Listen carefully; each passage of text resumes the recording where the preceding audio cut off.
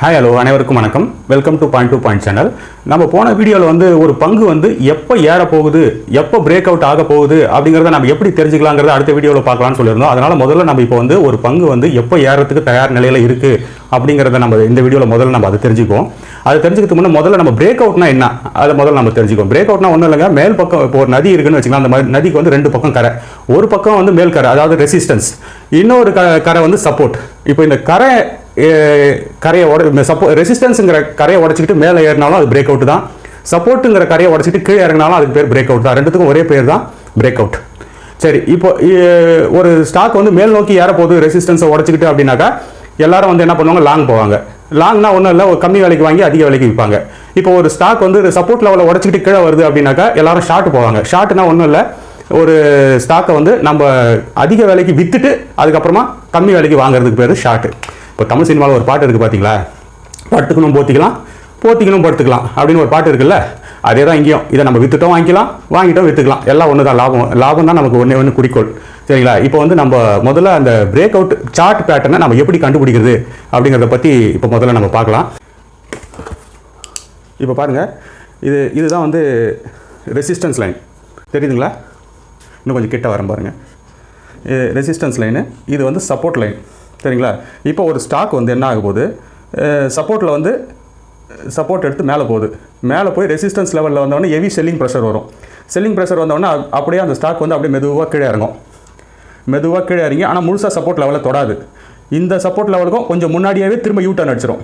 U-turn அடிச்சுட்டு திரும்ப resistance லெவலுக்கு மேலே போவோம். இது வந்து ஆர்னு வச்சுக்கும் பேர், இதுக்கு வந்து எஸ்ன்னு வச்சுக்கோம். இது ரெசிஸ்டன்ஸ், இது சப்போர்ட், அது பேர் வச்சுக்கிட்டா தான் ஞாபகம் இருக்கும். இப்போ பாருங்கள், இந்த ரெசிஸ்டன்ஸ் லெவலில் வந்து டச் பண்ணிவிட்டு திரும்ப கீழே யூட்டர்ன் அடிச்சு கீழே வரும். ஆனால் கீழே வரும்போது திரும்ப இந்த சப்போர்ட்டை வந்து தொடாது. இந்த சப்போர்ட்டை தொடறதுக்கு முன்னாடி மறுபடியும் யூட்டர்ன் அடிச்சு மறுபடியும் மேலே போகும். இந்த சப்போர்ட்டை தொடும், திரும்ப அப்படியே கீழே இறங்கும். இந்த சப்போர்ட்டை இப்போ அடுத்த வாட்டி தொடாது. இது வந்து தொடாமல் அப்படி மறுபடியும் மேலே ஏறி இப்படி வரும். இந்த லைனை கொஞ்சம் இன்க்ரீஸ் பண்ணிக்கும். இப்போ அப்படியே இறங்கி இறங்கி இறங்கி இறங்கி இப்படி கீழே வந்துடும். அதுக்கப்புறம் இப்படி வந்து நிற்கும். இப்போ பாருங்கள், இந்த நம்ம முதல்ல வரைஞ்ச சப்போர்ட் லைன் இது. இப்போ இது பாருங்கள், சப்போர்ட் லைன் எங்கே போகுது பாருங்கள். இந்த சப்போர்ட் லைனை இப்போ நம்ம மாற்றி வரைவோம். இதுதான் இப்போ நம்ம மாற்றி வரைஞ்ச சப்போர்ட் லைன். சரிங்களா? இந்த சப்போர்ட் லைனை நம்ம மாற்றி வரையும் போது இப்போ என்ன போகுதுங்க, சப்போர்ட்டில் கொஞ்சம் கொஞ்சமாக இன்க்ரீஸ் ஆகிட்டே போகுது. இப்போ இது வந்து ஒரு ட்ரையாங்கிள் ஷேப்பில் வருதுங்களா? ட்ரையாங்கிள் ஷேப்பில் வந்து இருக்குல்ல, இந்த ட்ரையாங்கிள் ஷேப்பு இது வந்து அசெண்டிங் ஆர்டர். அதாவது நம்ம சின்ன வயசில் நம்ம படிச்சிருப்போம் ஏறு வரிசை இறங்கு வரிசை. ஏறு வரிசைனாக்கா அசெண்டிங்னு சொல்லுவாங்க. இப்போ இது நம்ம ஏறி போகுது இல்லையா, ஏறி போய் ஒரு ட்ரையாங்கிள் ஷேப்பில் வந்ததுனால இதுக்கு பேர் அசெண்டிங் ட்ரையாங்கிள்னு சொல்லிக்கலாம். அவ்வளோதான். இப்போ இந்த பாயிண்ட் இருக்குது பார்த்தீங்களா, இந்த பாயிண்ட் தான் பிரேக் அவுட் பாயிண்ட். இந்த பாயிண்ட் வந்தோடனே மேலே ஏறும் அப்படின்னு நம்ம நம்புவோம். ஏன்னு வச்சுங்க, இப்போ இந்த பாயிண்ட்டில் வந்து எவ்வளோ தூரம் மேலே ஏறும் அதை நமக்கு சொல்ல முடியாது. இப்போ அவங்கவுங்க மன தைரியத்தை பொறுத்து சிலர் வந்து 1% வெளியே வந்துருவாங்க, சிலர் 2% எக்ஸிட் ஆகிடுவாங்க, ஏதோ ஒரு பர்டிகுலர் பாயிண்ட்டில் எக்ஸிட் ஆகிடுவாங்க. அப்போ இது பிரேக் அவுட் ஆகிற பாயிண்ட் இது அப்படின்னு நம்ம முடிவு பண்ணிக்கலாம். இப்போ இதுக்கு நேர்மாறாக இன்னொன்று இருக்குது. இப்போ பாருங்கள், இது ஒரு ரெசிஸ்டன்ஸ் லைனு, இது ஒரு சப்போர்ட் லைனு. இப்போ என்ன ஆகுனாக்கா, இங்கேருந்து பிரேக் அவுட் ஆகி இங்கே போவோம், இது சப்போர்ட் எடுத்து இங்கே போகும், இங்கே ரெசிஸ்டன்ஸ் லெவலில் இங்கே தொட்டு திரும்ப கீழே இறங்கி வரும். திரும்ப அடுத்த வாட்டி போகும்போது ரெசிஸ்டன்ஸை ஃபுல்லாக தொடாது. இங்கே எப்படி சப்போர்ட்டை முதல்ல ஃபுல்லாக தொடாதோ அது மாதிரி இங்கே ரெசிஸ்டன்ஸை ஃபுல்லாக தொடாது. இங்கே தொடாமல் அப்படியே கீழே இறங்கி வரும். திரும்ப முன்னாடி உள்ள ரெசிஸ்டன்ஸோட இப்போ குறையும். அப்படியே ஒரு ரெசிஸ்டன்ஸாக குறைஞ்சி இந்த இடத்துல வந்து நிற்கும்னு வச்சுங்க. இப்போ வந்து இங்கே நம்ம போட்ட அந்த ரெசிஸ்டன்ஸ் லைனை இது அப்படியே நம்ம கீழே இறக்கி எடுத்துன்னு வருவோம். கீழே இறக்கி எடுத்துனா இந்த பாயிண்ட் தான் வந்து நமக்கு பிரேக் அவுட் பாயிண்ட். கீழ் நோக்கி உடச்சிக்கிட்டு போகிறதுக்கான பிரேக் அவுட் பாயிண்ட் சாத்தியக்கூறுகள் இந்த இடத்துல தான் இருக்குது. சரிங்களா? இப்போ இதே மாதிரி இன்னொரு சார்ட் இருக்குது. இப்போ இந்த சார்ட்டை பார்த்தீங்கன்னா இது ரெண்டுத்துக்கும் சம்மந்தமே இல்லாமல் இருக்கும். இது வந்து சப்போர்ட் லைன் மேலே போச்சு, இது ரெசிஸ்டன்ஸ் லைன் கீழே வந்துச்சு. சப்போர்ட் லைன் மேலே போனால் பிரேக் அவுட் மேலே நோக்கி போகும்போது, ரெசிஸ்டன்ஸ் கீழ் நோக்கி இறங்கிச்சுனாக்கா இது கீழ் நோக்கி இறங்க போகுது. இது பாருங்கள், இதுவும் ஒரு ட்ரையாங்கிள் ஷேப்பில் வரதுனால இது வந்து டிசெண்டிங் ஆர்டர். டிசெண்டிங் மேலே இருந்து கீழே இறங்குறதுனால இது டிசெண்டிங். இது ஒரு ட்ரையாங்கிள் ஷேப்பில் இருக்கிறதுனால இது டிசெண்டிங் ட்ரையாங்குலர் அப்படின்னு இதுக்கு பேர். இந்த சார்ட் பேட்டர்னுக்கு பேர். இப்போ ரெண்டுத்துக்குமே சம்மந்தம் இல்லாமல் இப்போ இன்னொன்று இருக்குது. இது பார்த்தீங்கன்னா இப்படி சப்போர்ட் எடுத்து போவான், ரெசிஸ்டன்ஸை ஃபுல்லாக தொட மாட்டான், திரும்ப கீழே இறங்கி வருவான், சப்போர்ட்டையும் ஃபுல்லாக தொட மாட்டான். இப்போ அடுத்தது இந்த ரெசிஸ்டன்ஸையும் ஃபுல்லாக தொடாது, அதுக்கப்புறம் இந்த சப்போர்ட்டையும் ஃபுல்லாக தொடாது. இப்படி குறைஞ்சி மேலே சப்போர்ட்டையும் தொடாது, ரெசிஸ்டன்ஸையும் தொடாது, அப்படியே குறைஞ்சி கீழே போவோம். இப்போ வந்து இந்த ட்ரையாங்கிள் பாருங்கள், இப்படி கூம்பு வடிவத்தில் இதுவும் கீழே வந்துடும், இதுவும் மேலே ஏறிடும். ரெசிஸ்டன்ஸும் கீழே இறங்கும், கோடும், சப்போர்ட் கோடும் கீழே மேலே ஏறும். இப்போ இது வந்து ஒரு பாயிண்ட். இந்த பாயிண்ட் வந்து மேலே ஏறப்போதா கீழே இறங்க போதா எதுவுமே நம்மளால் சொல்ல முடியாது. இந்த பாயிண்ட் வந்து எப்படின்னாக்கா இதுக்கு பேர் வந்து சிமெட்ரிக்கல் ட்ரையாங்கிள்னு பேர், இந்த சார்ட் பேட்டர்னுக்கு பேர். இப்போ இது வந்து மேலே ஏற போதா கீழே இறங்க போதா நமக்கு எதுவுமே தெரியாதுங்கிற காரணத்தினால இதில் நம்ம கண்டிப்பாக கை வைக்காமல் இருக்கிறது தான் நல்லது. இப்போ இதை வந்து எப்படி என்னக்கா இப்போ கொஞ்சம் மேலே ஏறிச்சுனாக்கா சரி ஓகே ட்ரெண்ட் மேலே நோக்கி போகுதுன்னு பிடிச்சிக்கலாம். கொஞ்சம் கீழே இறங்குற வரைக்கும் வெயிட் பண்ணணும். அப்போ இது கீழே இறங்க போகுதுன்ற ட்ரெண்டை நம்ம கண்டுபிடிச்சிடலாம். சரிங்களா? இதை வந்து நிர்மாணிக்கிற காரணம் வந்து அப்போதைக்கு உள்ள மார்க்கெட்டோட ட்ரெண்ட் என்ன அதுதான் இதை தீர்மானிக்கும். இல்லை இந்த பர்டிகுலர் ஸ்டாக்கோட குட் நியூஸ் பேட் நியூஸ் என்ன அது தீர்மானிக்கும். இல்லையா இந்த பர்டிகுலர் ஸ்டாக் வந்து ஃபண்டமெண்டல் எப்படி இருக்குது அது தீர்மானிக்கும். அதனால் வந்து இதை தீர்மானிக்கக்கூடிய ஃபேக்டர்ஸ் நிறைய காரணிகள் இருக்குது. அது எப்படின்றத அந்த சுச்சுவேஷனுக்கு தான் நம்மளால் முடிவெடுக்க முடியும்.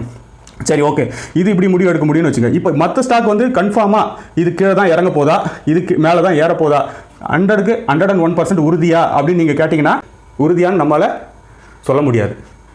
ஏன் சொல்ல முடியாதுனாக்கா இப்போ நான் ஒரே ஒரு உதாரணம் மட்டும் சொல்கிறேன் பாருங்க. இப்போது டிவியில் வந்து ஒருத்தர் வந்து பேசுகிறாரு. அவர் என்ன சொல்கிறாருன்னா, சில இடங்களில் இடியுடன் கூடிய மிக கனத்த மழை பெய்யும், சில இடங்களில் லேசானது முதல் மிதமானது மழை வரை பெய்யும், சில இடங்களில் வறண்ட வானிலையே நிலவும். ஏங்க எல்லாத்தையும் தான் சொல்லிட்டீங்களே, இதில் என்னங்க மிச்சம் இருக்குன்னோ அப்படின்னு நீங்கள் கேட்கலாம். இப்போ அவங்கள நம்ம சொல்கிறவரை வந்து நம்ம குறை சொல்ல முடியாது. ஏன்னா அவங்க படித்த படிப்பு, மேகத்தோட குவான்டிட்டி, அந்த விண்டோட டைரக்ஷனு இதெல்லாம் வச்சு அவங்க ஏதோ ஒரு கால்குலேஷன் பண்ணுறாங்க. சரிங்களா? இப்போ இந்த கால்குலேஷன் வந்து அவங்க போட்ட கால்குலேஷன் வந்து 100% ஒர்க் ஆகுமா அப்படின்னா நிறைய நேரம் ஒர்க் ஆகிருக்கு. இப்போ சில நேரம் வந்து ஒர்க் ஆகாமலும் போயிருக்கு. இப்போ புயல் எச்சரிக்கை கூண்டு ஏற்றுறாங்க. நியூஸ் பேப்பரில் நம்ம என்ன பார்க்குறோம், புயல் எச்சரிக்கை வாபஸ் பெறப்பட்டது அப்படின்னு நம்ம ரீசெண்டாக கூட நியூஸ் பேப்பரில் நான் பார்த்தேன். அப்போது அவங்க படித்தது கால்குலேஷன் போட்டதெல்லாம் தப்புன்னு அர்த்தம் ஆகிடுமா? அப்படி கிடையாது. சில நேரம் அவங்க போட்ட கால்குலேஷன் தவறாக போகும். ஏன்னா விண்டு டைரக்ஷன் அவங்க கட்டுப்பாட்டில் கிடையாது. அதே மாதிரி தான் மார்க்கெட் நம்ம கட்டுப்பாட்டில் கிடையாது. நாம் ஒரு கால்குலேஷன் போடுறோம், அந்த கால்குலேஷன் சக்ஸஸ் ஆச்சுன்னா நம்ம காலரை தூக்கி விட்டுக்கலாம். நம்ம இப்போ கால்குலேஷன் போட்டது சூப்பர் அப்படின்னு நமக்கே ஒரு சபாஷ் கொடுத்துக்கலாம். சில நேரம் வந்து இந்த கால்குலேஷன் தவறாக போகிறதுக்கும் வாய்ப்பு லேசாக இருக்குது. ஆனால் அதையும் தெரிஞ்சுக்கணும் இல்லையா? அது ப்ராபபிலிட்டி, அந்த என்ன சொல்கிறது, நிகழ்த்தக அந்த சாத்தியக்கூறுகள் ஏறுவதற்காக அந்த நம்ம போட்ட கால்குலேஷன் சக்ஸஸ் ஆகிறதுக்கு நிறைய ப்ராபபிலிட்டி இருக்குது. அதை மட்டும் நம்ம நம்பிக்குவோம். ஓகேங்களா? இப்போது இது வந்து நமக்கு ஒரு இது வந்து கால்குலேஷன் சயின்ஸு. சரிங்களா? இப்போ இதை வந்து சைக்காலஜிக்கல் பாயிண்ட்டாகவும் நம்ம யோசிக்கணும். இப்போது நம்ம அந்த பர்டிகுலர் பாயிண்ட்டில் வந்து ஏறப்போகுது அப்படின்னு நம்ம அந்த சார்ட்டை பார்த்து நம்ம கண்டுபிடிச்சோம் இல்லையா? இந்த சார்ட்டை நம்ம மட்டும் தான் கண்டுபிடிப்போமா? உலகத்தில் நான் மட்டும்தான் அறிவாளியா? அப்படி கிடையாது. இந்த சார்ட்டை எத்தனையோ ஆயிரக்கணக்கான மக்கள் பார்ப்பாங்க. இந்த சார்ட் பேட்டர்னை தெரிஞ்சவங்க எத்தனையோ லட்சம் பேர் இருப்பாங்க. அப்போ அத்தனை பேரோட ஃபோக்கஸும் அந்த ஒரு பர்டிகுலர் பாயிண்ட் மேலே விழுமா விழாதா? அப்படி விழுந்ததுன்னா அப்போ அத்தனை பேரும் அந்த பர்டிகுலர் பாயிண்ட்டில் பணத்தை கொண்டு வந்து இறக்குவாங்க. இப்போ இது வந்து எப்படின்னா ஊர் கூடி தேர் எடுக்கிறாங்க பார்த்தீங்களா? ஊர் கூடி தேர் எடுத்தால் அந்த அவ்வளோ பெரிய தேரே நகருது ஒரு டைரக்ஷனில். இப்போ ஷேர் மார்க்கெட் நகராதா? இது வந்து அதான் அந்த எமோஷன். இத்தனை பேரோட மக்களுடைய மென்டாலிட்டி, மெஜாரிட்டி மக்கள் என்ன யோசிக்கிறாங்களோ அதுதான் இங்கே ஷேர் மார்க்கெட் அந்த டைரக்ஷனில் தான் மூவ் ஆகும். இதில் வந்து எஃப்ஐஐ, டிஐஐ நம்மள மாதிரி ரீட்டைலர்ஸ் இதில் யாருமே விதிவிலக்கு இல்லை. நம்ம எல்லாருமே மெஜாரிட்டியாக நம்ம எந்த திசையை நோக்கி நம்ம போகிறோமோ அது வந்து அந்த திசையை நோக்கி ஷேர் மார்க்கெட் போகும். அதான் மக்களோட எமோஷன் ப்ளஸ் மெஜாரிட்டியான மக்கள் என்ன திங்க் பண்ணுறாங்களோ அதுதான் அந்த டைரக்ஷன் தான் ஷேர் மார்க்கெட்டோட டைரக்ஷன். சரிங்களா? இப்போ நம்ம அந்த கால்குலேஷன் போட்ட மாதிரி மற்றவங்களும் அதே மாதிரி கால்குலேஷன் பண்ணியிருப்பாங்க. மற்றவங்களும் அதே மாதிரி அந்த இடத்துல மற்ற எல்லாரோட ஃபோக்கஸும் அந்த ஒரு பர்டிகுலர் பாயிண்ட் மேலே இருந்திருக்கும். அந்த பர்டிகுலர் பாயிண்ட்டில் பணத்தை கொண்டாந்து இறங்கினாங்கன்னா அது மேலே ஏறப்போகுது. அதே மாதிரி டிசென்ட்ரிங் ட்ரையாங்கிள்னு ஒன்று சொன்னோம் இல்லைங்களா? அதுவும் அதே மாதிரி தான். அந்த பர்டிகுலர் பாயிண்ட்டில் வந்து பணத்தை எல்லாரும் வந்து செல்லிங் பண்ணுவாங்க. அதனால் அது மார்க்கெட் இறங்கும். அப்போ நம்ம விற்றுட்டு கம்மி ரேட்டில் நம்ம வாங்கிக்கிறோம். பாருங்கள், இந்த டென்ஷன்லாம் வந்து ஸ்விங் ட்ரேடிங் பண்ணுறாங்க இல்லையா, அவங்க short term traders, intraday traders, இவங்களுக்கு தான் இவ்வளோ டென்ஷன். இந்த சார்ட்டெல்லாம் கற்றுக்கணும், இந்த சார்ட்டெல்லாம் பார்க்கணும், இந்த டென்ஷன்லாம் இவங்களுக்கு மட்டும்தான். இப்போ இன்வெஸ்டர் பார்த்தீங்கன்னா அவங்க எந்த டென்ஷனுமே எடுத்துக்க தேவையில்லை. ஒரு நல்ல ஸ்டாக்காக பார்த்து ஒரு வாட்டி வாங்கி விட்டுட்டு 5 வருஷம் ஃப்ரீயாக, 5 வருஷமோ 10 வருஷமோ அவங்க சக்திக்கு ஏற்ப வாங்கி விட்டுட்டு ஃப்ரீயாக இருந்தாங்கன்னா அவங்க கடைசியாக ஒரே ஒரு வாட்டி வந்து சேல் பண்ணிட்டு போயிட்டாங்கன்னா ப்ராஃபிட்டை நல்லா அள்ளிட்டு போயிடலாம். அதனால் நான் எப்பவுமே வந்து இன்வெஸ்டர்ஸ் சைடு தான் நான் வந்து எப்பவுமே சப்போர்ட் பண்ணுவேன். என்னோட ஃபீலிங் அது. அதனால் ட்ரேடிங் தப்புன்னு சொல்லலை நான். என்னோட ஃபீலிங். நான் அதுதான் இன்வெஸ்டர் வந்து நான் எப்பவுமே இன்வெஸ்டர்னு சொல்கிறதில்ல. நான் எப்பவுமே அவங்க தான் இன்வெஸ்டார்ஸ் அவங்க. அதனால் எப்பவுமே இன்வெஸ்டர்ஸ் தான். இப்போ இவ்வளோ டென்ஷன் எடுக்க வேண்டிய ஆள் இல்லை. அவங்களுக்கு இந்த சார்ட்டெல்லாம் கற்றுக்கணும்னு அவசியம் இல்லை, எதுவுமே அவசியம் இல்லை அவங்களுக்கு. இப்போ நான் ஏன் சொல்கிறேன்னா, இப்போ பாருங்கள், ஆப்ஷன் ட்ரேடிங் இருக்குது. 50 பேர் ஏற போகுதுன்னு பணம் போடுறாங்க, 50 பேர் இறங்க போகுதுன்னு பணம் போடுறாங்க. இப்போது நம்ம டாஸ் போட்டோம்னா டாஸை சுண்டி விடும்போது என்ன ஆகும்? ஒன்று ஹெட் விழும், இல்லை டெயில் விழும். ரெண்டில் ஏதாவது ஒன்று தானே விழும். அப்போ இதுலேருந்து என்ன தெரியுது? 50 பேர் தோக்க போகிறாங்கன்றது நமக்கு நல்லாவே தெரியுது. ஒரு 50 பேர் தானே ஜெயிக்க போகிறாங்க. அப்போ எனக்கு வந்து என்னோட ஆசை என்னன்னாக்கா அந்த 100 பேருமே ஜெயிக்கணும்.